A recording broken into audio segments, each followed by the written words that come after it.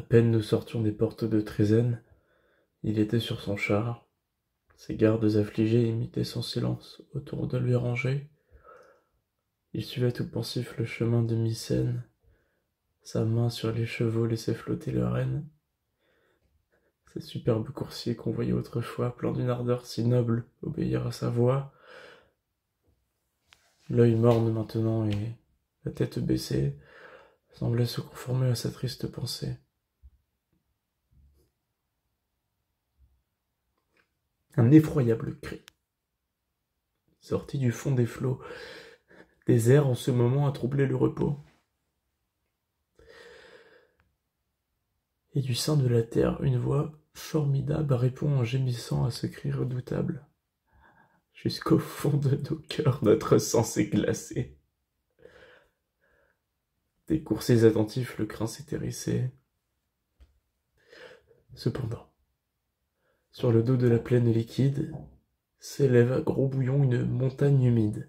L'onde approche, se brise et vomit à nos yeux, parmi des flots d'écume, un monstre furieux. Son front large est armé de cornes menaçantes. Tout son corps est couvert d'écailles jaunissantes. Indomptable taureau, dragon impétueux.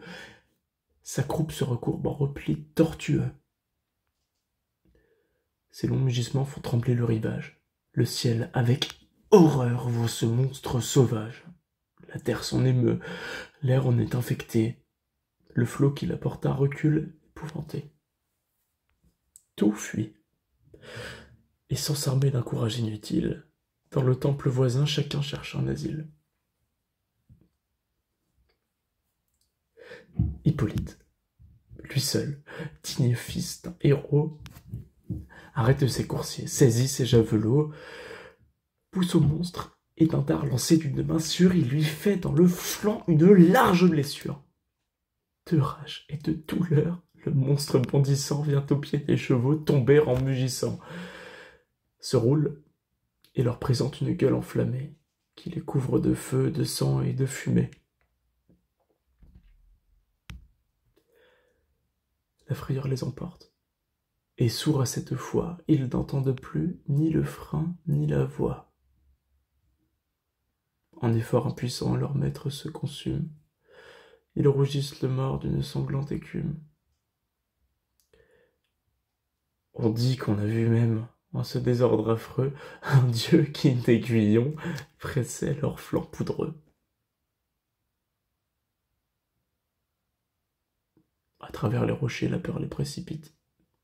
Les cieux crient et se rompent. L'intrépide Hippolyte voit voler en éclats tout son char fracassé. Dans les rênes lui-même, il tombe embarrassé. Excusez ma douleur. Cette image cruelle sera pour moi de pleurs une source éternelle.